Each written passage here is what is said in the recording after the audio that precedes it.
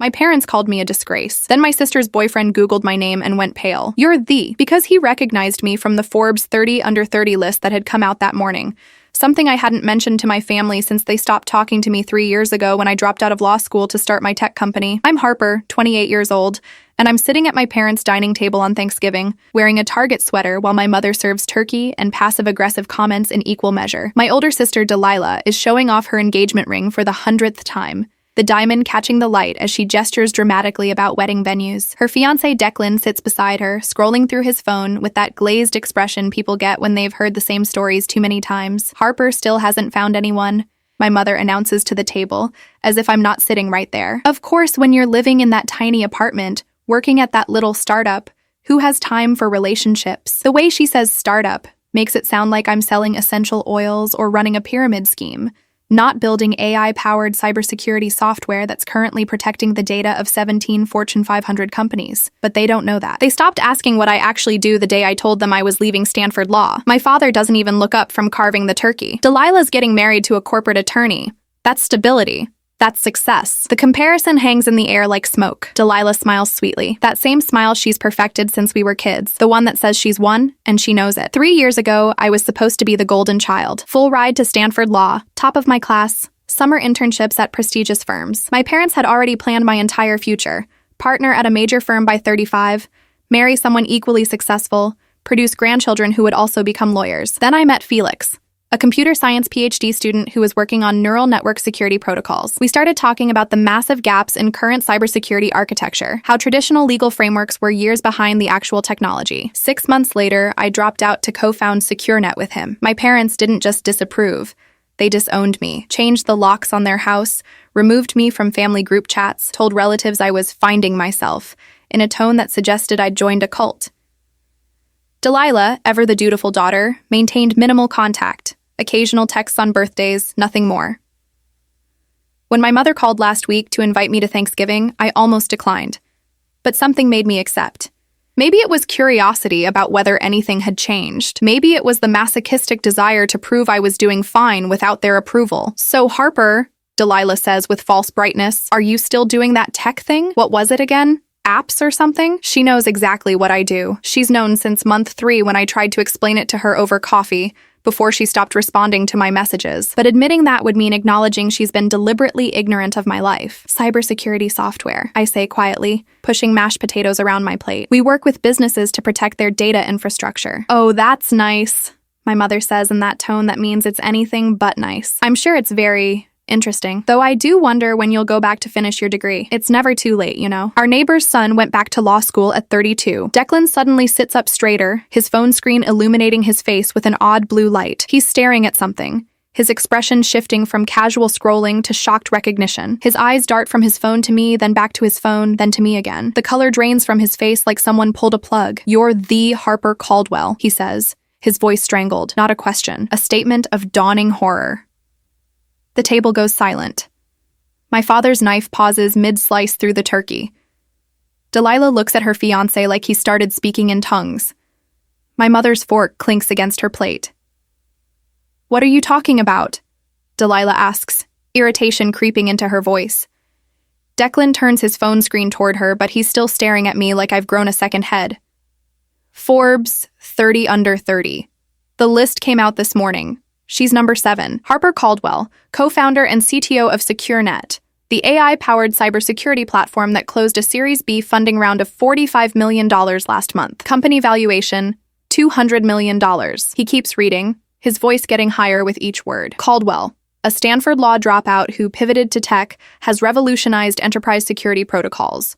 Her neural network-based threat detection system has prevented an estimated $3 billion in potential breaches for client companies. At 28, she's one of the youngest female CTOs in Silicon Valley and was recently courted by Google for acquisition, an offer she declined, stating she prefers to remain independent. The silence that follows is deafening. My mother's mouth opens and closes like a fish. My father has stopped carving entirely, the knife still embedded in the turkey breast. Delilah looks between her fiancé's phone screen and me, her perfect composure cracking around the edges. That can't be right, my mother finally says, but her voice is uncertain. Harper works at a startup. She founded the startup, Mrs. Caldwell, Declan says, and there's something like awe in his voice now. I've heard about SecureNet at my firm. We tried to get them as a client 6 months ago, but they're so selective about who they work with that we didn't even make it past the initial consultation. The wait list is 18 months long. He's looking at me differently now, with respect that wasn't there 5 minutes ago, and I hate that it took a Forbes list for him to see me as someone worth respecting. But I also see the wheels turning in his head, the calculation of what being connected to me might mean for his career. The article says you turned down Google, my father says slowly. Why would you turn down Google? I could explain. I could tell them about the acquisition offer that came in at $400 million, about how I turned it down because I'm not ready to hand over control of something I built from nothing. I could tell them about the Series C round we're planning for next year that will likely double our valuation. I could tell them about the 23 employees who depend on me, about the patent I filed last month, about the keynote speech I'm giving at TechCrunch Disrupt in January. Instead, I take a sip of water and say, because I'm not done yet. My mother is frantically Googling my name now, her face going through a series of expressions as she scrolls. Disbelief, shock, confusion, and finally something that might be calculation. There are pictures of you at conferences, speaking at panels. The Wall Street Journal interviewed you last month about data privacy legislation. Yes, I say simply. Why didn't you tell us? Delilah asks, and there's accusation in her voice, as if I'm the one who cut contact, as if I'm the one who stopped returning calls. The question hangs in the air, heavy with 3 years of silence and judgment. I look around the table at these people who share my DNA, but stopped being my family the moment I chose a different path than the one they'd mapped out for me. My mother who told her book club I was working retail because she was too embarrassed to admit I was in tech. My father who refused to attend my Stanford graduation because I'd wasted my education. My sister who chose their approval over our relationship. You stopped asking, I say quietly. 3 years ago, you decided my life wasn't worth knowing about because it didn't match your expectations. You changed the locks. You told people I was finding myself like I'd run off to join a commune. You made it very clear that unless I came back to law school with my tail between my legs, I didn't exist to you. We just wanted what was best for you, my mother says weakly. No, I correct her, my voice still calm but with steel underneath. You wanted what looked best to you, what you could brag about at the country club. And when I chose something different, you punished me for it. Delilah sets down her fork with a clang. That's not fair.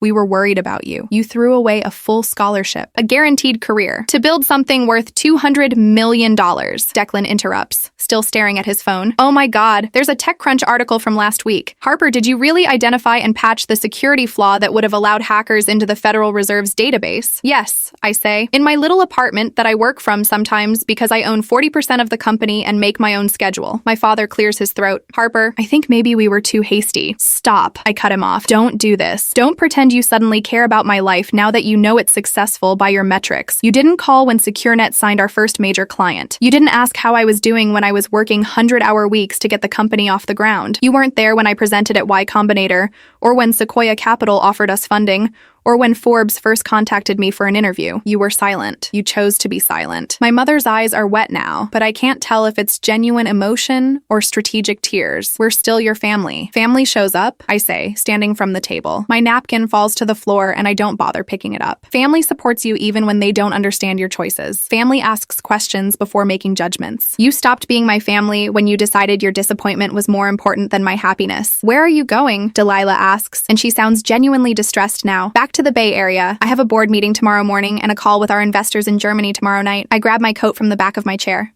Thank you for dinner. The turkey was good. Harper, wait, my father starts. You have my number, I say, pausing at the doorway. The same number I've had for 3 years, the one you never called. If you actually want to be part of my life, you know how to reach me. But I'm done proving myself to people who should have believed in me from the beginning. Declan stands up suddenly, nearly knocking over his wine glass. Harper, wait. Could I give you my business card? My firm handles corporate law, and if SecureNet ever needs, we have lawyers, I say, not unkindly. Very expensive ones who helped us negotiate our last funding round. But thank you. I'm halfway to my rental car when I hear footsteps behind me. Delilah is running across the lawn in her expensive heels, her engagement ring catching the moonlight. Harper, please, she says, breathless. Don't leave like this. I unlock my car, toss my bag in the passenger seat. Like what? Like someone who has better things to do than sit at a table where everyone thinks I'm a failure? I don't think you're a failure, she says quietly. You didn't think I was a success either. I point out. You thought I was interesting enough to ignore for 3 years. Why the change of heart? Because now I'm Forbes list official? Because now acknowledging me might benefit you socially? She flinches. That's not fair. None of this is fair, Delilah. It wasn't fair when Mom told the family I was working retail to avoid explaining what I actually do. It wasn't fair when Dad said I was throwing my life away. It wasn't fair when you stopped inviting me to family events because my choices made everyone uncomfortable. I opened my car door. What's really unfair is that it took a magazine article for any of you to see me as someone worth respecting. I do respect you. She insists. You respect the Forbes list. I correct. You respect the number. You respect that your fiancé recognized my name. You don't respect me because you never bothered to know who I am beyond your disappointment that I wasn't who you wanted me to be. I'm about to get in the car when my phone buzzes. It's Felix, my co-founder. The text reads, Morgan Stanley just reached out about a partnership. Also, you're trending on LinkedIn. Whatever you did today, it worked. I show Delilah the text. This is my life now. Companies that wouldn't look at us 6 months ago are calling. People who dismissed us as a little startup are suddenly interested, not because anything about our technology changed, but because a magazine validated what we've been doing all along. I tuck my phone back in my pocket. I don't need that validation from them, and I don't need it from you either. What do you need? She asks. And she sounds genuinely lost. I needed my family 3 years ago, I say. When I was terrified of failing, when I was maxing out credit cards to keep the company running, when I was sleeping on Felix's couch because I couldn't afford rent and development costs, I needed someone to believe in me when there was no Forbes list, no funding round, no validation except my own conviction that I was doing something worthwhile. We didn't know. You didn't ask. I interrupt. That's the difference. You could have asked. You could have said, tell me about what you're building. You could have tried to understand. Instead, you decided I was making a mistake and cut me off. Well, I didn't make a mistake. I made a company. I made a career. I made a life. And I did it all without you. I get in the car, start the engine. Through the window, I can see my parents standing in the lit doorway, watching the scene unfold from a safe distance.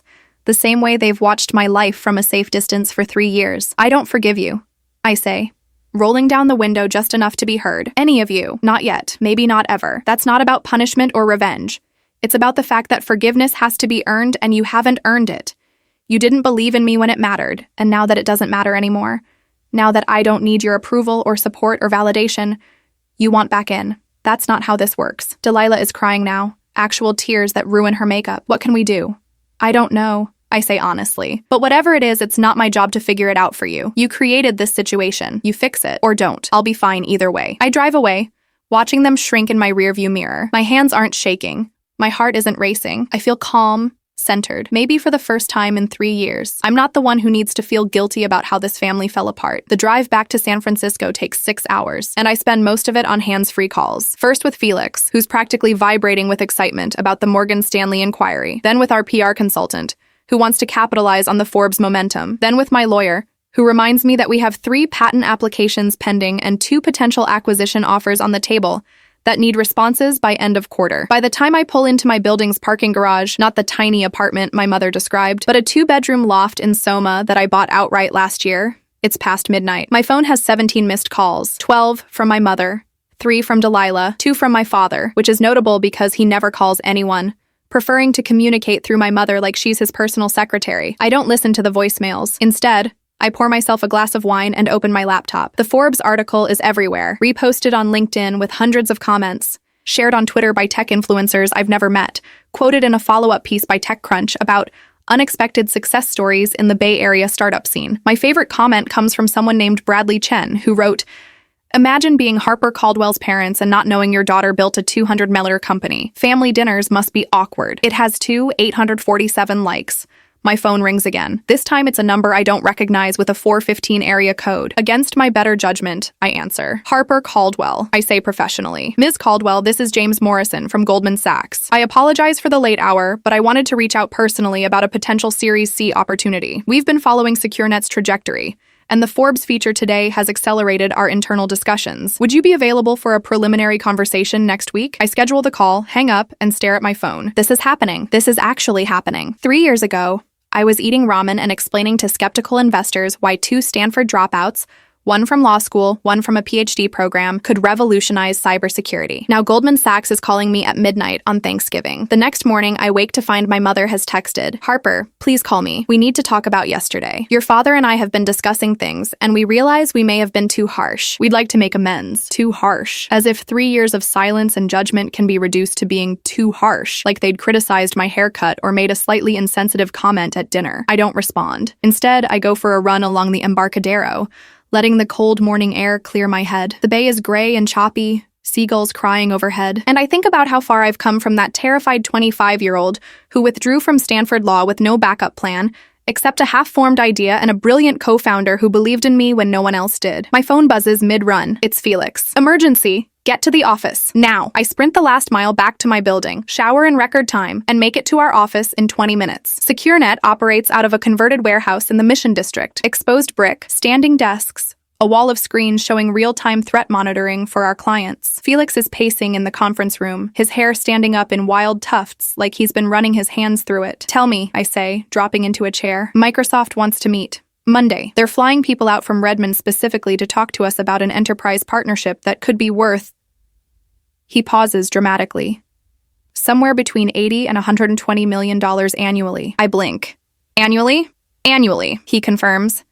"They want to integrate our threat detection system into Azure Security Services. It would make us the default cybersecurity solution for every company using Microsoft's cloud infrastructure." I do the mental math. That's roughly 60% of the Fortune 500. 62% according to their market research. Felix corrects. He's grinning like a madman now. "Harper, this is it. This is the thing that takes us from successful startup to industry standard. If we pull this off, we're not just in the game. We are the game." We spend the next 4 hours preparing, pulling every metric, every case study, every piece of data that shows why SecureNet isn't just good, it's revolutionary. By the time we break for lunch, we have a presentation that could make a venture capitalist weep. My phone has been buzzing intermittently all morning. I finally check it during my break. 23 new messages. My mother has graduated from texts to emails, each one longer and more desperate than the last. Delilah has sent a series of messages that start with, "I'm sorry," and end with, "Please just talk to me." My father, in a stunning display of unprecedented behavior, has sent an actual paragraph acknowledging that perhaps we were premature in our judgment of your career choices. Perhaps premature, as if timing was the problem, not the fundamental lack of faith in my abilities. There's also a message from Declan. "Harper, I hope you don't mind me reaching out directly. I got your number from Delilah. I wanted to apologize for last night. I should have known who you were. Our firm literally has SecureNet on our wish list for clients. I was embarrassed that I didn't make the connection immediately. Also, Delilah has been crying since you left. She really does want to fix things. I know it's not my place, but she's my fiancé, and I hate seeing her this upset. Would you consider meeting with her?" I stare at this message for a long time. Declan, who didn't care who I was until Forbes told him to care, is now playing mediator. He's positioning himself as the reasonable one, the bridge builder, the solution. What he doesn't realize is that he's part of the problem. His immediate shift from dismissal to respect based solely on external validation is exactly the issue. I type back, "Declan, I appreciate the message, but this situation isn't fixable by a coffee meeting and an apology. Your fiancé watched our parents treat me like a failure for 3 years. And said nothing. She chose their approval over our relationship. That's not something that gets resolved with a conversation. Also, please don't contact me again unless Delilah asks you to," which means actually talking to me herself, not sending her boyfriend as an intermediary. I hit send before I can second guess it. Felix sticks his head into my office. "You okay? You've been staring at your phone for 10 minutes. "Family stuff," I say, setting the phone face down on my desk. "Nothing I can't handle." "The Forbes thing?" He guesses. He knows about my family situation. He was there for the worst of it. When I was sleeping on his couch and my parents were telling relatives I'd had a breakdown. Yeah, suddenly everyone wants to reconnect now that I'm successful by conventional metrics. Felix makes a disgusted sound. "People are the worst. Want me to hack their email and fill their inboxes with spam? Tempting, but probably illegal. Only if we get caught," he says with a grin, then turns serious. "But really, Harper, you don't owe them anything. Not your time, not your forgiveness. Not even an explanation. They made their choice." "I know," I say. "I just wish it didn't still hurt." "That's because you're not a sociopath," Felix points out, "which is good for humanity, but inconvenient for you personally." That evening, I'm reviewing the Microsoft presentation when my doorbell rings. I'm not expecting anyone, and the building's security is supposed to screen visitors. I check the camera feed on my phone and see Delilah standing in my lobby, looking up at the camera with red-rimmed eyes. I consider not answering. I consider letting her stand there until she leaves. Instead, I buzz her up because apparently I'm not done having this conversation. She looks terrible when I open the door. Makeup free, hair in a messy bun, wearing jeans and a sweatshirt instead of her usual perfectly coordinated outfits. "Thank you for letting me in," she says quietly. "I haven't decided if this was a good idea yet," I reply, but I step aside to let her enter. She looks around my apartment with obvious surprise. Floor-to-ceiling windows overlooking the city, custom furniture, original art on the walls, a home office setup that costs more than most people's cars. This is not the life of someone struggling in a little startup. "Nice place," she says weakly. "I bought it with my first year's salary," I tell her, which, for reference, was more than what Dad made in his best year as an accountant. She flinches but doesn't argue. "Harper, I came to apologize. Really apologize. Not just text you or send Declan to talk to you." "I got your messages," I say, not inviting her to sit. "All 23 of them." "I was wrong," she says, and her voice cracks. "We were all wrong. I was wrong to choose Mom and Dad over you. I was wrong to assume you were making a mistake. I was wrong to stop asking about your life because it was easier than defending you. You're right, I agree. You were wrong about all of those things." She looks up at me with hope in her eyes, like I'm about to say something that will fix this. I'm not. "But you're apologizing now because Forbes validated me," I continue. "Because Declan recognized my name. Because suddenly being associated with me is socially advantageous instead of embarrassing. If that article had never been written, would you be standing here?" "I don't know," she admits, and at least she's honest. "Maybe not this week. But Harper, I've missed you. I've missed my sister. You had a sister for 3 years. I point out. She sent you texts on your birthday. She invited you to company events. She tried to explain what she was building. You chose to miss her. You chose to stay on Mom and Dad's side because it was comfortable and safe and didn't require you to think for yourself. That's not fair." "It's completely fair," I interrupt. "You're 33 years old, Delilah. You're not a child who has to do everything Mom and Dad say. You made a choice to preserve your relationship with them at the expense of your relationship with me. That was your decision, and you don't get to undo it now that the cost-benefit analysis has shifted in my favor." She's crying now, real sobs that shake her shoulders. Part of me wants to comfort her, the part that remembers when we were kids and she used to let me sleep in her room during thunderstorms. But that part is buried under 3 years of silence and judgment. "What can I do?" she asks desperately. "How can I fix this?" "I don't know if you can," I say honestly, "and I don't know if I want you to try. Do you understand what you took from me? I built something amazing, Delilah. I revolutionized an entire industry. I created technology that protects billions of dollars in assets. I employed people, I changed lives, and I did it all without my family. Because my family decided I wasn't worth supporting unless I followed the path they chose for me." "I know. No, you don't," I cut her off. "You don't know what it's like to present at your first major conference and scan the audience hoping to see someone you love, only to remember they don't care. You don't know what it's like to sign your first $1 million contract and have no one to celebrate with because your family thinks you're wasting your life. You don't know what it's like to be featured in the Wall Street Journal and wonder if your parents will even read it." I'm not crying. I'm too angry to cry. 3 years of suppressed hurt is coming out now, and I can't stop it. "You want to fix this? You can't. Because you can't give me back those 3 years. You can't give me back the birthdays and holidays and milestones where I was alone because being part of this family required me to be someone I'm not. You can't undo the damage of making me feel like my success doesn't count because it doesn't match your definition of what success should look like." Delilah sinks onto my couch without permission, her face in her hands. "I'm so sorry, Harper. I'm so sorry." "I know you are," I say, and I mean it. "But sorry doesn't fix this. Sorry is what you say when you're late to dinner or forget someone's birthday. This isn't that. This is fundamental. This is you showing me exactly who you are when things get hard, and I believe you." "So that's it?" she asks, looking up at me with devastated eyes. "We're just done? 3 years of silence and we can never come back from it?" "I didn't say never," I clarify. "I said not now. Maybe not for a long time. You need to sit with what you did. You need to understand that actions have consequences, and the consequence of abandoning me is that you don't automatically get me back when it becomes convenient." "What about Mom and Dad? What about them? Are you going to talk to them?" "Eventually, maybe. When I'm ready." Which I'm not. I move toward the door, a clear signal that this conversation is over. "You all need to understand that my forgiveness isn't a given. It's not something you're entitled to because we share DNA. You have to earn it, and that takes time and genuine change, not just regret that things didn't work out the way you expected." She stands, moving toward the door slowly, like she's hoping I'll change my mind. "For what it's worth, I really am proud of you. What you built is incredible." "Thank you," I say, "but for what it's worth, I don't need you to be proud of me. I needed that 3 years ago. Now I have investors who believe in me, employees who depend on me, and clients who trust me. I built a life without your approval, and it turns out I don't need it retroactively either. After she leaves, I stand at my window looking out at the city lights. My phone buzzes with a message from my mother. Delilah said she visited you. Please reconsider shutting us out. We're still your family. I type back a response, delete it, type another, delete that too. Finally, I settle on, family is a verb, not a noun. You stopped doing the work 3 years ago. I'm not obligated to do it for you now. I hit send and turn off my phone. Tomorrow, I have a meeting with Microsoft that could change everything. Next week, Goldman Sachs wants to discuss Series C funding.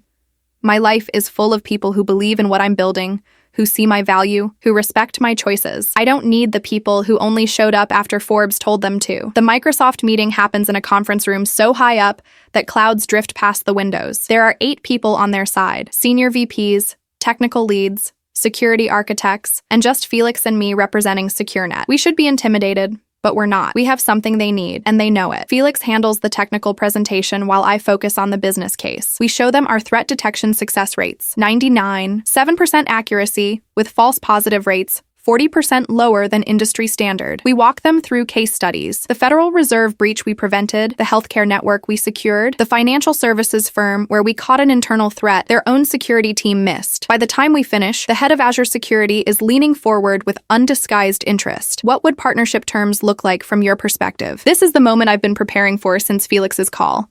I pull out our proposal, carefully researched, precisely calculated, and deliberately ambitious. Non-exclusive integration with Azure Security Services, $100 million annually for 3 years, with SecureNet maintaining full ownership of our technology and the right to partner with other cloud providers. You get first-mover advantage and exclusive features for Azure clients, but we don't become a Microsoft subsidiary. The room goes silent. Someone coughs. The head of business development exchanges glances with the CFO. That's aggressive, the CFO says carefully. That's fair market value for what we bring to the table. I counter. Our technology would immediately differentiate Azure's security offerings from AWS and Google Cloud. You're not just buying a tool. You're buying competitive advantage in a multi-billion-dollar market segment. We'd need to run this up the chain, the head of Azure Security says. But I'll be honest, I'm impressed. Give us a week to discuss internally. We shake hands, and Felix and I maintain perfect composure until we're in the elevator. Then we're both grinning like idiots. Did we just negotiate a $300 million deal with Microsoft? Felix asks. I think we did, I say. Or at least started to. Your parents must be losing their minds, he says, then catches himself. Sorry, is that? It's fine, I assure him. And yes, they probably are. My mom has called 17 times this week. I haven't answered once. Are you going to? Eventually, I say. When I'm ready, which is not this week and probably not next month either. Right now, I'm focused on this. I gesture vaguely to encompass the Microsoft campus, the deal we just pitched, the empire we're building. That evening, I'm working late at the office when our head of HR, Sienna, knocks on my door. Got a minute? Always, I say, closing my laptop. What's up? We got a weird inquiry today, she says, settling into the chair across from my desk. Someone claiming to be your father called asking about job opportunities at SecureNet, said he was looking to make a career change and thought working for his daughter's company would be meaningful. I close my eyes and count to 10. What did you tell him? That all positions are posted publicly on our website and he's welcome to apply like anyone else, Sienna says. But Harper, I wanted to flag it because it felt off. Was I right to be suspicious? Very right, I confirm. My father is an accountant who barely knows how to use email. He has no relevant skills for any position we have open.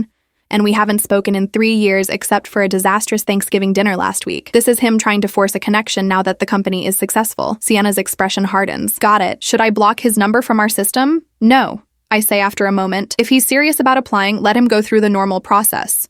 He'll wash out in the first screening. But if he starts calling repeatedly or showing up here, then we escalate to blocking. Understood. And Harper? Sienna pauses at the door. For what it's worth, I think you're handling this with incredible grace.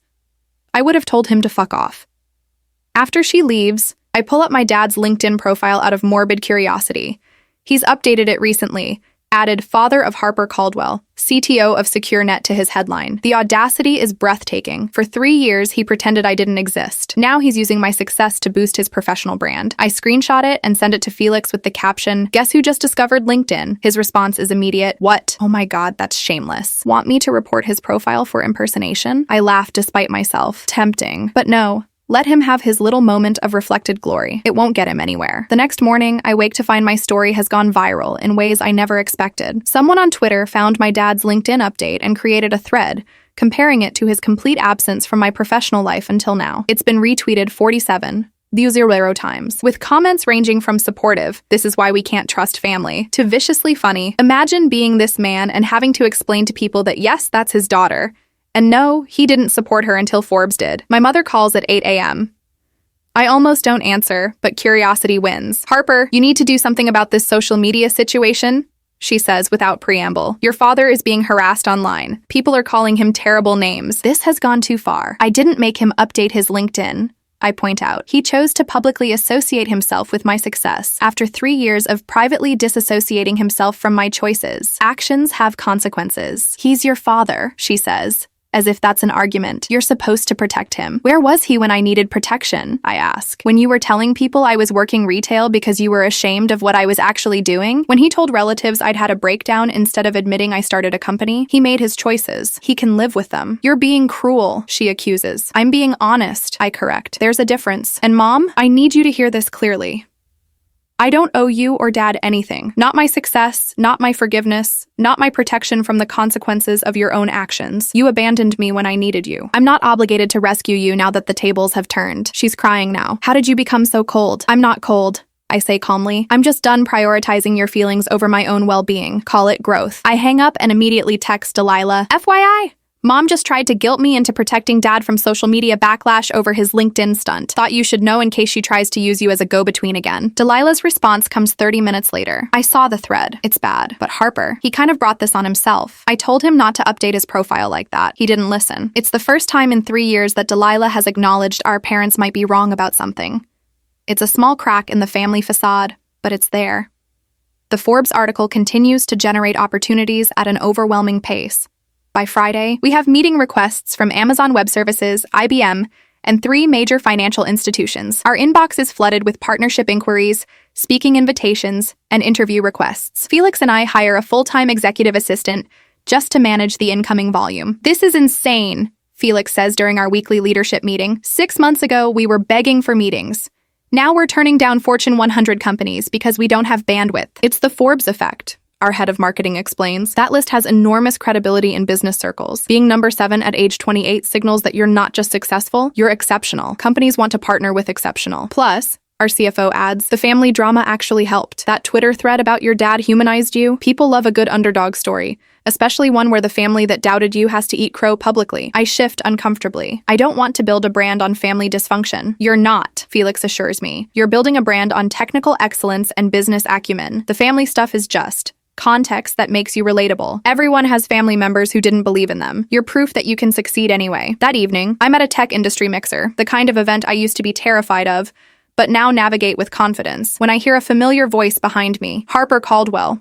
I should have known you'd be here." I turn to find Declan, looking uncomfortable in a suit that's too formal for the casual dress code of Silicon Valley networking events. "Declan," I say neutrally, "this is a surprise. I didn't know you were in tech circles." "I'm not, usually," he admits, "but my firm is trying to build connections with startups, and they sent me to represent corporate law services. Networking, you know." "Right," I say, already looking for an exit strategy from this conversation. "Listen, I wanted to apologize," he says quickly before I can escape. "For last week. For not recognizing you earlier. For the way I acted once I did recognize you. You already apologized," I remind him. "In a text I asked you not to send." "I know." But he lowers his voice. "Delilah is devastated. She barely eats. She cries all the time. She's obsessing over how to fix things with you." "That's unfortunate," I say, and I mean it. I don't want my sister to suffer, but I also don't want to absolve her of responsibility for her choices. "But that's between Delilah and me. It's not your job to fix. She's my fiancé," he says, as if that explains everything. "When she hurts, I hurt." "Then maybe you should have discouraged her from cutting off her sister 3 years ago," I point out. "But you didn't, because back then I wasn't worth knowing. I was just the family disappointment. Now I'm inconveniently successful, and my estrangement from my family is making your future wife unhappy. So you want me to make it easier for everyone by forgiving and forgetting." He has the grace to look ashamed. "It's not like that. It's exactly like that," I say. "And here's what I need you to understand. I don't exist to make other people comfortable. I spent my whole childhood and young adulthood trying to be what my parents wanted. What my sister expected, what everyone thought I should be. I'm done with that. If Delilah is devastated, she should examine why she's devastated now, but wasn't devastated for 3 years when I was the one who was hurting. She didn't know you were hurting, Declan protests. She thought you were fine, thriving even, because she didn't ask, I say, because it was easier to assume I was fine than to actually check. And now that the truth is inconvenient and public and embarrassing for the whole family, suddenly everyone cares how I feel. Do you see the problem with that? He opens his mouth, closes it, nods slowly. Yeah, I do. Good, I say. Now if you'll excuse me, I see someone I actually want to talk to. I escape to the bar, where a woman I recognize from a TechCrunch panel is ordering wine. She sees me and grins. Harper Caldwell, I've been hoping to run into you. I'm Ivy Chen, founder of Dataflow. We shake hands, and she continues, I have to tell you, that Forbes article was brilliant. But even better was watching your family's meltdown on social media. My dad did something similar when my company went public. Suddenly wanted to be involved after telling me business school was a waste of time for women. How did you handle it? I ask, genuinely curious. Publicly or privately? Both. Publicly, I ignored it. Let him make his social media posts. Let people draw their own conclusions. Privately? She takes a sip of wine.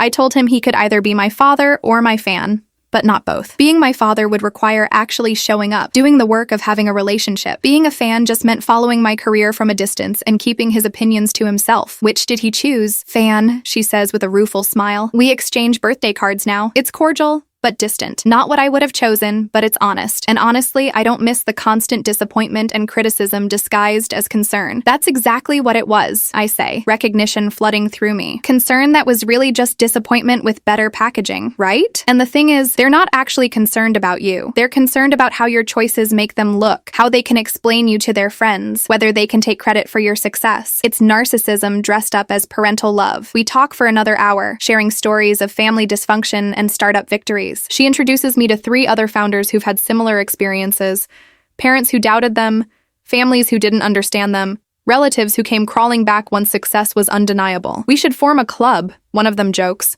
Successful founders with shitty families. We kind of already have, Ivy points out. It's called Silicon Valley. Everyone laughs, but there's truth in it. So many tech success stories start with someone whose family didn't believe in them, who was told they were wasting their potential, who proved everyone wrong through sheer stubborn determination. I'm walking to my car when my phone rings. It's an unknown number, but something makes me answer. Ms. Caldwell, this is Detective Sarah Martinez from San Francisco PD. I'm calling about a harassment complaint filed by a Mr. Joseph Caldwell. He claims you've been cyberstalking him and encouraging online harassment. My stomach drops. I'm sorry, what? Your father filed a police report this afternoon claiming you've been orchestrating a social media campaign against him, the detective explains. He's asking for a restraining order. That's completely false, I say, my voice shaking. I haven't posted anything about him. Other people responded to his LinkedIn update, but I had nothing to do with that. I know, Detective Martinez says, and her tone is almost apologetic. I reviewed the social media activity, and there's no evidence linking it to you, but I'm required to contact you as part of the investigation. Can you come in tomorrow to give a statement? Of course, I say. Should I bring a lawyer? That's your right, though I don't think you'll need one. This looks pretty clearly like a father trying to use the legal system to force contact with a daughter who doesn't want to speak to him. After hanging up, I sit in my car for a long time, hands gripping the steering wheel. My father is trying to weaponize the police against me. He's so desperate to regain control, to force me back into the family fold, that he's willing to make false accusations. I call my lawyer, fill her in on the situation. She's reassuring but firm. Document everything. Don't engage with him directly. Let the police investigation conclude, which it will in your favor. And Harper, you might want to consider getting your own restraining order. Against my father? Against a man who's showing escalating behavior, she corrects. He went from silence to attempted workplace contact to false police reports in the span of 2 weeks. That's a pattern of escalation. That night, I can't sleep. I keep replaying the last 3 years, looking for signs I missed, warnings I ignored, but there weren't any. My parents were simply disappointed in me, then absent from my life, and now desperate to be part of it again. The desperation is the new element, the dangerous element. At 2 a.m., Delilah texts, Harper, Dad is spiraling. He filed some kind of police report about you. Mom is freaking out. This has gone too far. Please talk to them before he does something worse. I stare at the message for a long time before responding. Dad's decisions are his own. I didn't make him file a false police report any more than I made him update his LinkedIn. If he's spiraling, that's something he needs to address with a therapist, not by involving me. I'm done being responsible for managing other people's emotional reactions to my boundaries. But you're his daughter, and he's supposed to be my father, I type back. But he abdicated that role 3 years ago. He doesn't get get to weaponize the legal system to force me back into relationship with him. That's not how this works. So what am I supposed to do? Just watch him self-destruct? You're supposed to let him face the consequences of his actions like an adult, I say, and maybe examine why you think it's my job to protect him from himself. I'm not his keeper, Delilah, neither are you. He's a grown man making his own choices, and those choices have consequences. That's life. She doesn't respond, and I turn off my phone. The next morning at the police station,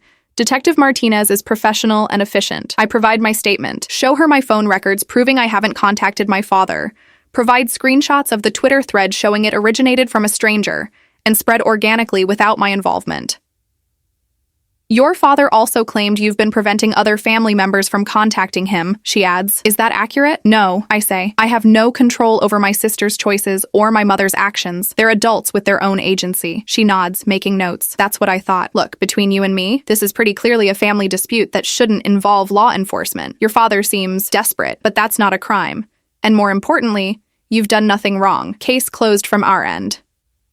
What happens now? I ask. I'll file my report, and the case will be marked as unfounded. Your father will be notified. If he continues to make false reports, he could face charges for misusing police resources. She pauses. And Ms. Caldwell? Your lawyer's right. You should consider a restraining order. Not because I think your father is dangerous, but because he's not respecting your boundaries, and that could escalate. I file for the restraining order that afternoon. It feels surreal, sitting in a courthouse describing why I need legal protection from my own father. But the judge takes one look at the pattern of behavior and grants a temporary order immediately. This will be in effect for 2 weeks, she explains. Then we'll have a hearing to determine if it should be made permanent. If Mr. Caldwell violates this order, he'll be arrested. When I leave the courthouse, there are reporters waiting. Someone tipped off the media about the restraining order. Cameras flash as they shout questions. Harper, why are you afraid of your father? Is this about the Forbes article? Are you estranged from your entire family? I consider saying nothing, just walking to my car and driving away. But then I think about all the other people out there dealing with toxic families. People who need to know it's okay to set boundaries. People who feel guilty for protecting themselves. I stop, face the cameras directly. I'm not afraid of my father. I'm enforcing boundaries that he refused to respect. 3 years ago, my family cut me off because I chose a career path they didn't approve of. Now that path has led to success. They want back in, but they want it on their terms. No accountability, no acknowledgement of how they treated me, just instant forgiveness because we're related. That's not how relationships work. Family isn't an obligation. It's something you build through consistent care and respect. When someone shows you they don't respect your choices or value your well-being, you have every right to protect yourself, even if that person is family, especially if that person is family. The next day, my statement is everywhere. It's quoted in Forbes, dissected on morning talk shows, shared across social media with the hashtag #BoundariesAreHealthy. I become an accidental spokesperson for estranged adult children, for people setting boundaries with toxic families, for anyone who's ever been told they owe their family unconditional access to their life. And Microsoft calls back. They want the deal, all of it. $300 million over 3 years, starting immediately. The Microsoft deal changes everything. Within 48 hours of signing, we're announcing partnerships with 3 other major tech companies who don't want to be left out of the cybersecurity revolution. Our valuation triples. Felix and I are suddenly managing a company with 200+ employees and a waiting list that extends 2 years into the future. But the professional triumph is overshadowed by the impending restraining order hearing. My father has hired a lawyer, an expensive one, I learn, funded by money my mother inherited from her own mother last year. The same grandmother who left me nothing, who told me before she died that I was throwing away my potential on this computer nonsense. The hearing is scheduled for a Tuesday morning. I arrive with my lawyer, dressed professionally in a navy suit that costs more than my father's entire work wardrobe. He's there with his attorney and my mother, who won't make eye contact with me. Delilah is sitting in the back row. She texted me last night. I'm coming to the hearing. Not to take sides, just to be there. I didn't respond. The judge reviews the evidence, the LinkedIn update, the workplace contact, the false police report, my statements, my father's defensive responses. His lawyer tries to paint me as a vindictive daughter punishing her parents for not supporting unconventional career choices. Your Honor, his lawyer argues, this is clearly a family dispute that's been amplified by media attention and social media mob mentality. Mr. Caldwell simply wants a relationship with his daughter. Is that really grounds for a restraining order? My lawyer stands. Your Honor, Mr. Caldwell is not entitled to a relationship with Ms. Caldwell simply because he's her father. She has set clear boundaries. Boundaries he's repeatedly violated. The LinkedIn update after years of no contact. The attempt to contact her through her workplace. The false police report accusing her of orchestrating harassment. This is a pattern of escalating behavior from someone who refuses to accept that his daughter has the right to decide who's in her life. The judge turns to me. Ms. Caldwell, would you like to address the court? I stand, my hands surprisingly steady. Your Honor, I don't hate my father. I don't wish him harm. I simply want him to respect my decision to maintain distance from people who hurt me. 3 years ago, my parents disowned me. They changed their locks. They told people I was having a breakdown rather than admit I'd started a company. They made it very clear that unless I returned to law school and followed the path they'd chosen for me, I was not welcome in their lives. I accepted that decision. It hurt, but I accepted it and moved forward. I built a life without them. Now that my life is successful by conventional standards, they want back in. But they want it without acknowledging the pain they caused, without taking responsibility for their choices, without doing any of the work required to rebuild trust.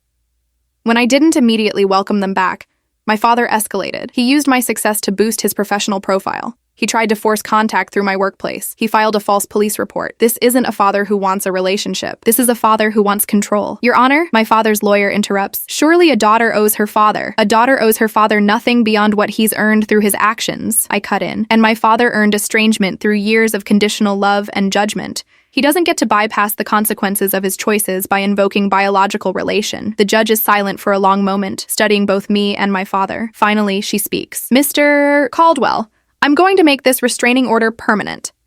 Ms. Caldwell has demonstrated that she's set clear, reasonable boundaries, and you've repeatedly violated those boundaries.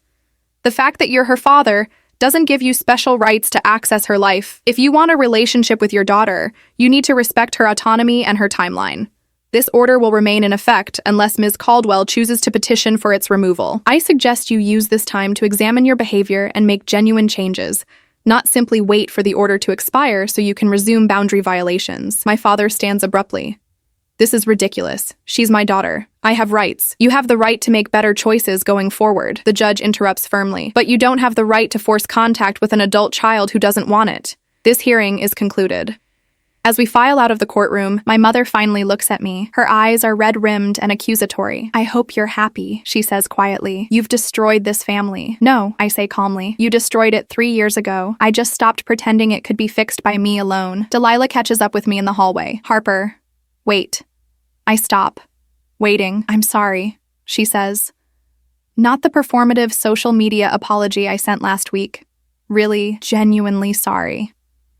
Sitting in there, listening to you explain what they did to you, I realized I was part of it. I was complicit. I let them treat you like that. I let them rewrite history. I chose the easy path of staying in their good graces over standing up for my sister. Yes, I agree. You did all of those things. Can you forgive me? She asks, her voice small. Eventually, maybe, I say, but not today, not this week, possibly not this year. I need you to understand that forgiveness isn't something you get just by saying sorry. It's something you earn through changed behavior over time. And right now, I don't trust that your behavior has actually changed. I think you're horrified by how this looks publicly, and you're scared of being on the wrong side of the family divide. But I don't know if you actually understand why what you did was wrong, or if you're just responding to social pressure. How do I prove I understand? She asks desperately.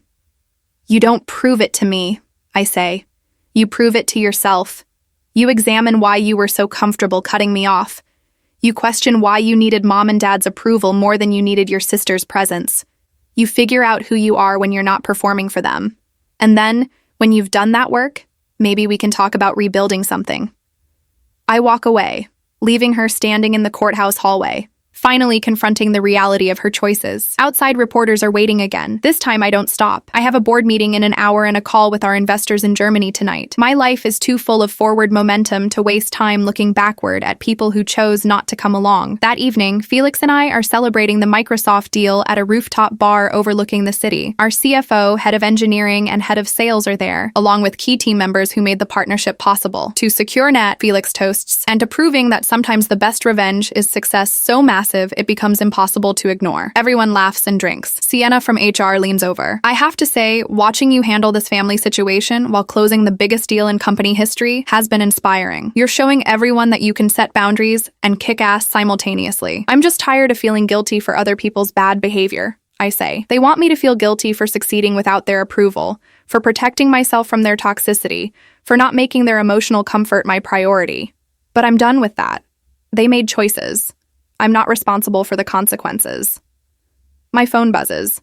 It's a number I don't recognize, but the area code is local. Against my better judgment, I answer. Harper? It's Declan. He sounds stressed.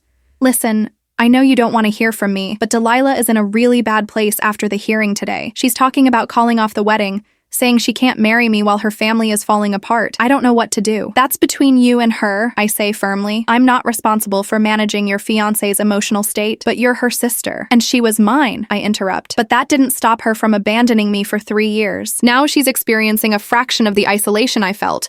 And suddenly it's an emergency that requires my intervention. Do you see the hypocrisy? She's hurting, he says, as if that's an argument. So was I counter. For years. Where was her concern then? Where was your concern? You both were perfectly comfortable with me being estranged from the family as long as it didn't affect you personally. Now it does, and you want me to fix it. But I'm not a fix-it person for other people's relationship problems. I'm a successful business owner who's finally learning to prioritize my own well-being over family obligation. I hang up and turn off my phone. Felix raises an eyebrow. Everything okay? Everything's perfect, I say. I just enforced a boundary with someone who wanted me to feel guilty for enforcing boundaries. It's like boundary inception. The team laughs, and we return to celebrating. Later, as I'm leaving the bar, I run into Ivy Chen again. She's with a group of founders, and she waves me over. Harper, we were just talking about you. The restraining order against your father is all over tech Twitter. You're basically the patron saint of boundary setting now. That's terrifying, I say. It's powerful, she corrects. Do you know how many people are stuck in toxic family situations because they think they owe their relatives unlimited access to their lives? You're showing them a different path. You're showing them that success doesn't require family approval and that protecting yourself isn't selfish. It's necessary. One of the other founders, a man named Vincent, nods. My dad disowned me when I dropped out of med school to start my first company. 5 years later, when that company sold for $90 million, suddenly he wanted to reconnect. I let him, and it was a disaster. He spent the entire lunch criticizing my business decisions and asking why I didn't go back to medicine now that I'd proven my point. I wish I'd had the courage to tell him what you told your parents. That family is something you earn, not something you're entitled to. It's not courage, I say. It's self-preservation. I spent 3 years trying to earn their approval posthumously, trying to be successful enough that they'd have to admit I made the right choice. Then I realized I'd already made the right choice, and their admission was irrelevant. Their approval or lack thereof doesn't change the facts. I built something valuable. I employ people. I solve problems. I'm good at what I do. Their opinion doesn't alter any of that. That's exactly what courage is, Ivy says. Knowing your worth independent of external validation. Most people never get there, especially with family. They spend their whole lives seeking approval from people who are fundamentally incapable of giving it. We talk for another hour, swapping stories of family dysfunction and startup victories. By the time I get home, it's past midnight, but I feel energized rather than exhausted. I'm surrounded by people who understand, who've walked similar paths, who don't think I'm heartless for protecting myself. I check my phone before bed and find 3 voicemails from my mother. I don't listen to them. Instead, I open my email and find a message from the Goldman Sachs team. We'd like to move forward with Series C funding discussion. Preliminary valuation, $600 million. Are you available next week? I forward it to Felix with the subject line, guess who's about to become a tech unicorn? His response is immediate, yes. Also, did you see the TechCrunch article? They're calling you the most successful estrangement in Silicon Valley. I laugh and open the article. It's actually thoughtful, exploring the intersection of family dysfunction and entrepreneurial drive. The writer theorizes that people who've had to build lives independent of family support often develop the resilience and self-reliance necessary for startup success. Harper Caldwell didn't just build a company, the article concludes. She built herself from scratch, without the safety net most people take for granted. That kind of determination is exactly what it takes to revolutionize an industry. I screenshot it and almost send it to Delilah before catching myself. That's the old impulse, the desire to share achievements with family, to seek their validation, but I don't need that anymore. I have Felix, I have my team, I have a network of fellow founders who get it. I have proof of concept in the form of a $600 million valuation and a permanent restraining order against someone who couldn't respect my boundaries. I have myself, and that's enough. The Goldman Sachs Series C closes in record time, $150 million at a $600 million valuation, making SecureNet officially a unicorn company. Felix and I are now worth, on paper at least, over $200 million each. The press coverage is overwhelming. We're featured in every major business publication, interviewed on tech podcasts, invited to speak at conferences around the world. 3 months after the restraining order hearing, I'm keynoting a major cybersecurity conference in New York. The ballroom holds 3,000 people, and it's standing room only. As I walk on stage, I see my presentation about neural network threat detection on the massive screens.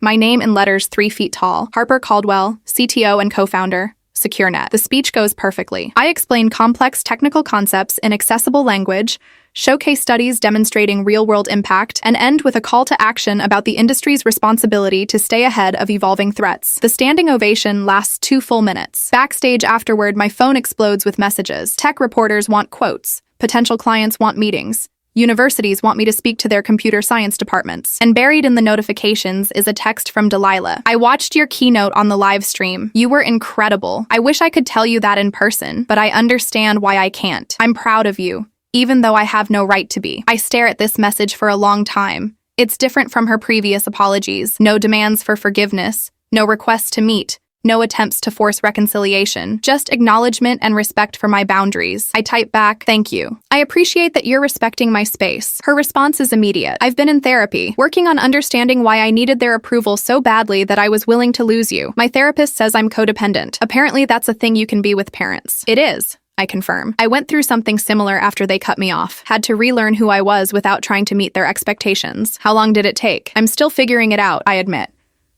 But I'm getting closer. We don't exchange more messages, but something shifts. It's not reconciliation.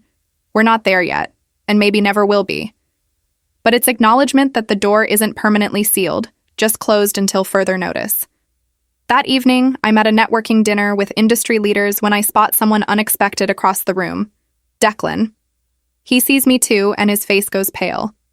He's clearly here for work, representing his firm, and running into me is the last thing he wanted. To his credit, he doesn't try to approach me. He nods politely from a distance and stays on the opposite side of the room. It's the most respectful thing he's done since I've known him. During dessert, the CEO of a major tech company leans over. Is that guy staring at you? Should I have security check on him? I glance over and see Declan quickly look away. No, he's harmless. Just my sister's fiancé who's probably terrified I'm going to make a scene. Are you going to? No, I say. I have better things to do than publicly embarrass someone who's already learned his lesson. Later, as I'm leaving, Declan catches me in the lobby. Harper, I'm sorry to corner you. I just wanted to say, Delilah and I postponed the wedding. I raise an eyebrow. I'm sorry to hear that. Don't be, he says. It was the right call. She needs to work through her family stuff before she can commit to building a new family with me. And honestly, I need to examine why I was so willing to dismiss you until Forbes told me not to. My therapist says I'm a credential worshiper. Apparently that's a thing too. A lot of things are things, I observe. I treated you poorly, he says bluntly. I judged you based on external markers of success instead of actual character. The irony is that you showed more character in that terrible Thanksgiving dinner than most people show in a lifetime. You were calm, dignified, and clear about your boundaries. And I responded by treating you like you were nobody until a magazine told me otherwise. I'm sorry. Thank you, I say, genuinely surprised. That actually means something. Delilah talks about you all the time, he continues, about things you did as kids, adventures you had, how you used to protect her from bullies. She misses you, not the successful version of you, just you, her sister. Then she should have thought of that 3 years ago, I say, but there's less anger in it than there used to be. She knows, he says. Believe me. She knows. 6 months after the Forbes article that started everything, I'm back in Michigan for the first time since Thanksgiving. Not to see my parents, the restraining order is still in effect, and I have no plans to lift it. I'm here because the University of Michigan invited me to give a commencement speech to their business school graduates. The irony isn't lost on me. I'm addressing graduates of the institution I left, talking about unconventional paths to success. The speech is scheduled for Saturday morning, but I arrive Friday evening and check into a hotel downtown. My phone rings. It's Delilah. I know you're in town, she says, for the commencement speech. I saw it advertised. I am,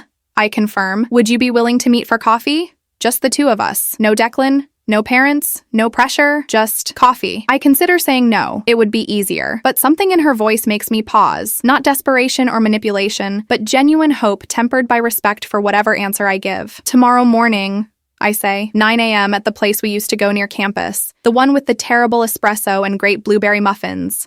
I remember, she says softly. Thank you, Harper, for giving me this chance. The next morning, I arrive exactly on time to find Delilah already there, sitting at a corner table. She looks different, thinner, more tired, but also somehow more real than I've seen her in years. No perfect makeup, no designer outfit, just my sister in jeans and a sweater that's seen better days. Hi, she says as I sit down. Hi. I reply. For a moment, we just look at each other. Then she slides a journal across the table. I've been writing to you. Not sending the letters, just writing them. My therapist suggested it as a way to process what I did and why. I thought maybe you'd want to read them. I open the journal and find pages of handwritten entries dated over the past 6 months. The first one is titled Why I Let You Go, and it's brutally honest about her need for parental approval, her fear of being the family disappointment, her cowardice in choosing the easy path. You don't have to read it now, she says quickly.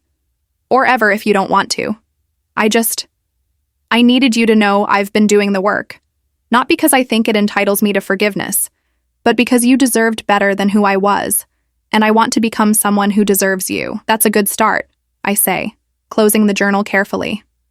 But you understand this doesn't fix everything, right? This isn't a movie where one grand gesture erases 3 years of absence. I know, she says. My therapist says I'm probably looking at years of rebuilding trust, and that's assuming you even want to rebuild, which you might not, which would be fair. I don't know what I want yet, I admit. Part of me misses having a sister. Part of me is still angry. Part of me is just tired of the whole situation. They're all true simultaneously. That's fair, she says again, and I realize she's been practicing this, accepting that my feelings are valid, even when they're inconvenient for her. We talk for 2 hours, not about reconciliation or the future, but about the past 3 years. She tells me about how isolated she felt trying to maintain relationships with parents who became increasingly bitter and controlling after I left. How she started to see the patterns of manipulation, but felt trapped by her own choices. How watching my success from a distance was both inspiring and painful, because she knew she could have been part of it if she'd been braver. I tell her about the early days of SecureNet, the crushing fear of failure, the nights I cried myself to sleep wondering if I'd made a catastrophic mistake.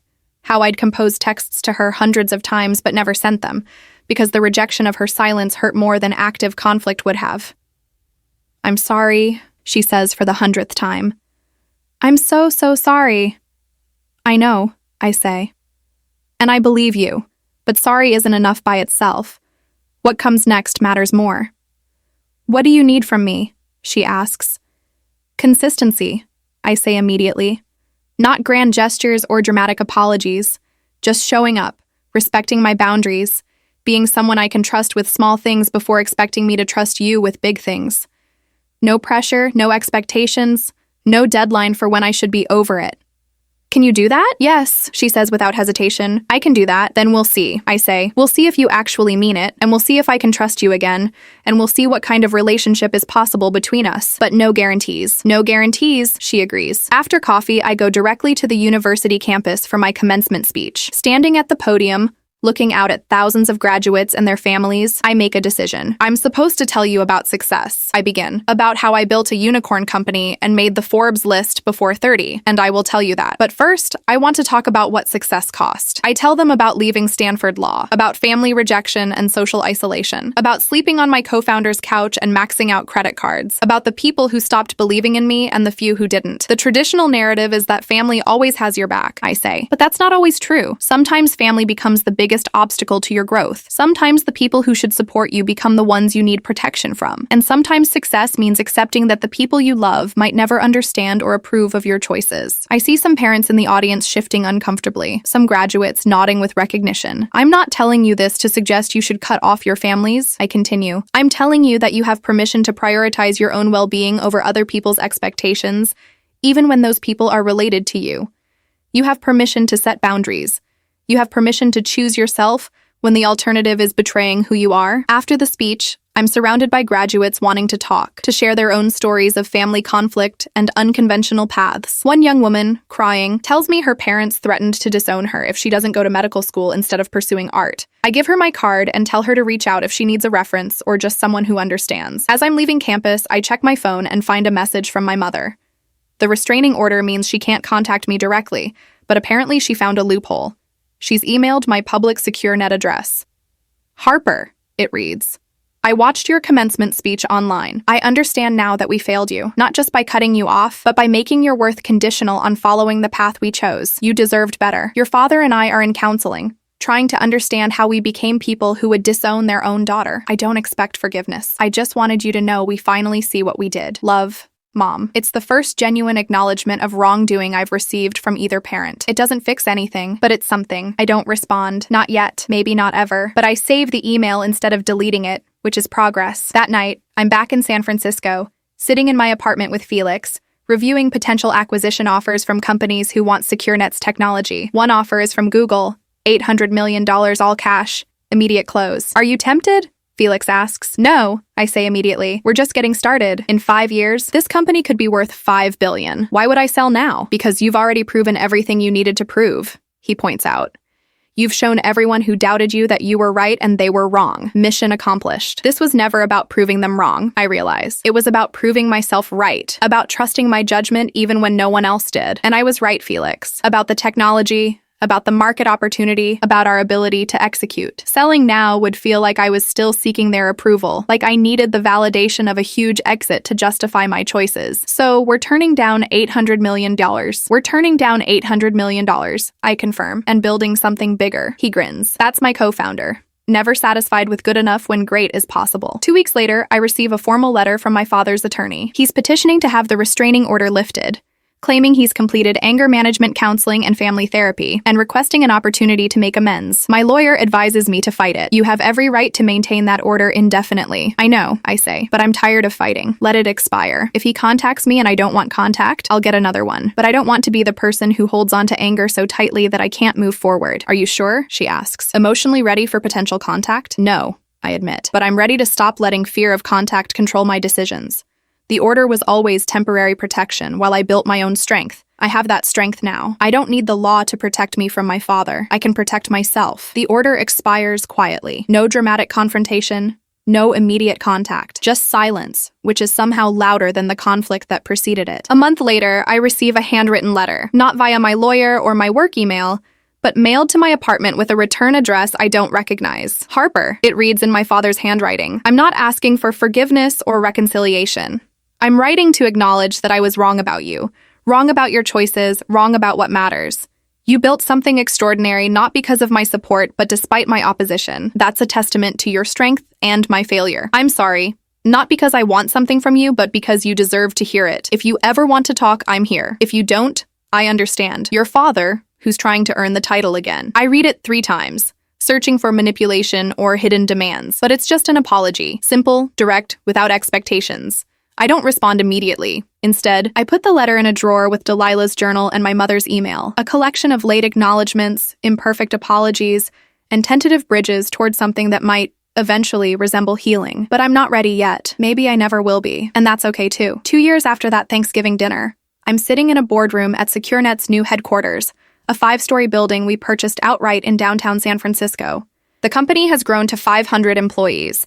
Our technology is now the security standard for 40% of Fortune 500 companies.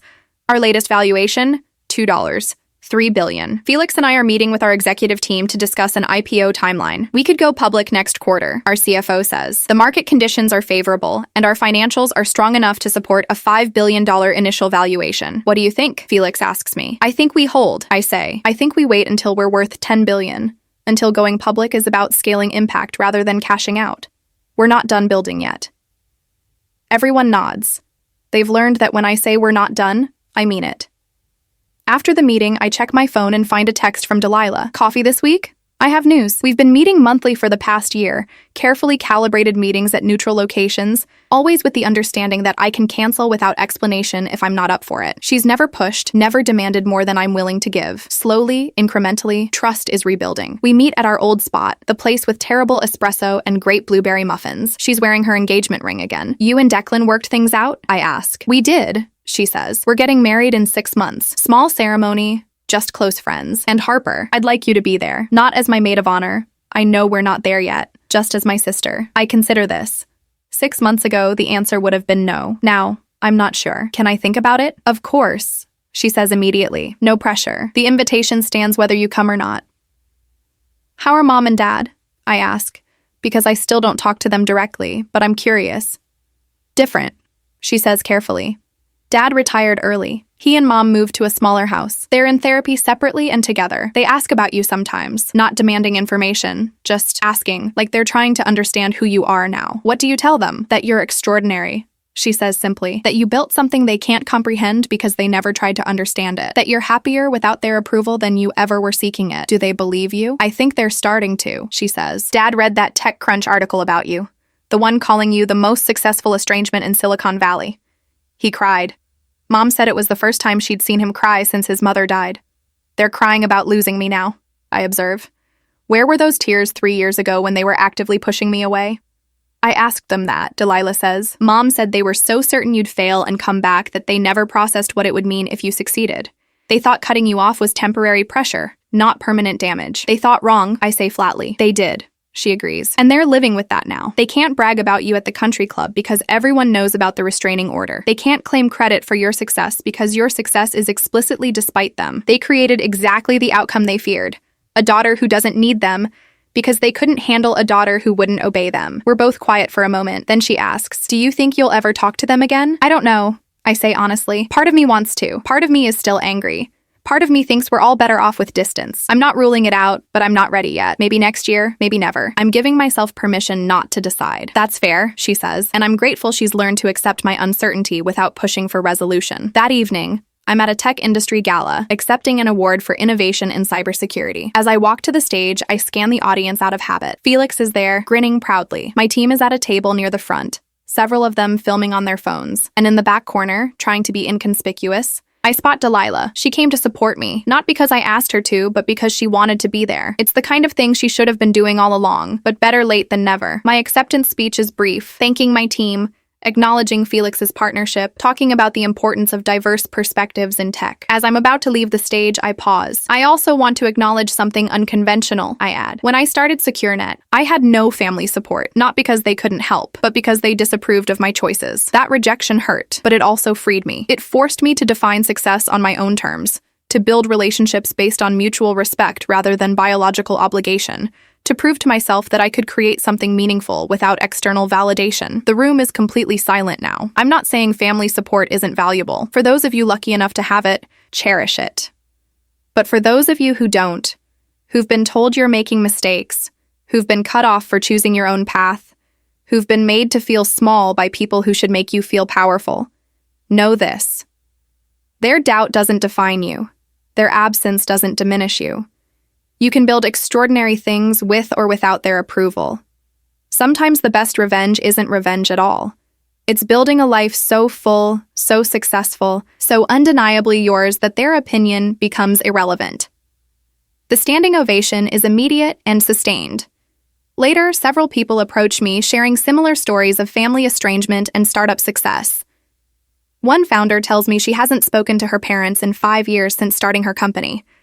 Now she's worth $400 million, and considering whether reconciliation is worth the emotional labor. Only you can answer that, I tell her.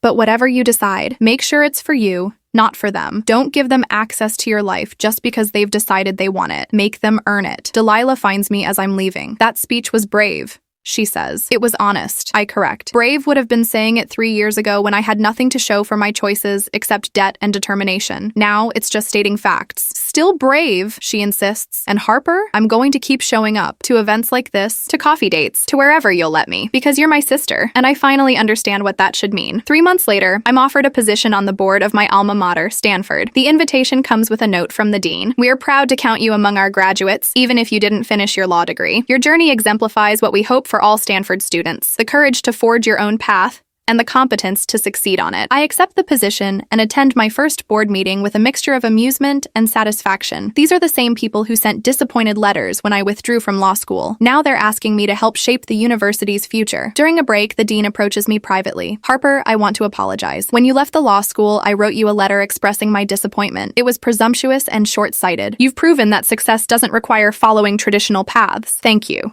I say. "But with respect, I didn't prove anything to you. I proved it to myself. Your opinion then was irrelevant, and your opinion now is equally irrelevant. I'm here because I believe I can help current students, not because I need Stanford's validation." He looks taken aback, but nods slowly. Fair enough, and admirable. I receive a Facebook message that evening from someone I barely remember, a distant cousin who never contacted me during the 3 years of family estrangement. The message reads, "Harper, so proud to be related to you. Your success is an inspiration to our whole family." I block the sender without responding. I'm done with people who only acknowledge my existence when it benefits them. But I do respond to Delilah's text asking if I've decided about the wedding. I'll come. Not as part of the wedding party, just as a guest. And I reserve the right to leave if I'm uncomfortable, but I'll come. Her response is immediate. Thank you. That's more than I deserve and more than I expected. It means everything. The wedding is simple and lovely. I sit in the back row, ready to slip out if needed. But as I watch Delilah marry Declan, who's genuinely changed, who spent the past 2 years proving he values character over credentials, I feel something shift. Not forgiveness exactly, not yet, but acceptance. Acceptance that people can change, that relationships can rebuild on new foundations, that the family that hurt me might slowly, painfully, become the family that respects me. My parents aren't at the wedding. Delilah didn't invite them, telling them honestly that she needed to make this choice for herself, not to please them. It's the first time I've seen her prioritize her own boundaries over their expectations. At the reception, she finds me. You came. You actually came. I said I would. I point out. I know, but her voice breaks. Thank you for giving me another chance, for letting me try to be your sister again. It's not about chances, I say. It's about consistency. You've shown up for 2 years. You've respected my boundaries. You've stopped making excuses for them and started holding them accountable. That matters. Are we okay? She asks tentatively. We're getting there. I say, we're not where we were, and maybe we'll never be, but we're building something new, and maybe that's better anyway. 6 months later, SecureNet goes public. The IPO opens at $78 per share, giving us an initial market cap of $8, $5 billion. By the end of the first day of trading, we close at $94, making the company worth $10, $2 billion. Felix and I are now worth approximately $1 billion each on paper. It's absurd, surreal, and strangely anticlimactic. The number doesn't change how I feel or who I am. I'm still the same person who left Stanford Law with nothing but conviction and a good idea. The wealth does, however, change what's possible. I establish a foundation dedicated to supporting entrepreneurs from non-traditional backgrounds, people who don't have family safety nets, who face opposition from the people who should support them, who are building success against the odds. The first fellowship is awarded to a young woman who reminds me of myself at 25. Brilliant, determined, and completely unsupported by her family. Her parents told her starting a business was irresponsible. She did it anyway. Now she's building AI tools for medical diagnostics, and my foundation is giving her the funding and mentorship she needs to succeed. I can't thank you enough, she tells me during our first meeting. Don't thank me, I say. Just succeed. And when you do, help the next person who needs it. That's how we break the cycle. I receive a letter from my father, not asking for anything, just sharing that he's started volunteering with a local nonprofit that helps ex-offenders find employment. I'm learning, he writes, that everyone deserves a second chance, even people who made terrible mistakes. I'm hoping someday I'll deserve one from you. I don't respond, but I don't delete the letter either. It joins the collection of imperfect apologies and tentative bridges in my drawer. My mother sends an email on my 30th birthday. Happy birthday, Harper. I'm proud of you. Not because Forbes said I should be, but because I've finally learned enough to recognize what I couldn't see before. You were never the one who needed to change. We were. I hope someday you'll let me tell you that in person. I stare at this message for a long time.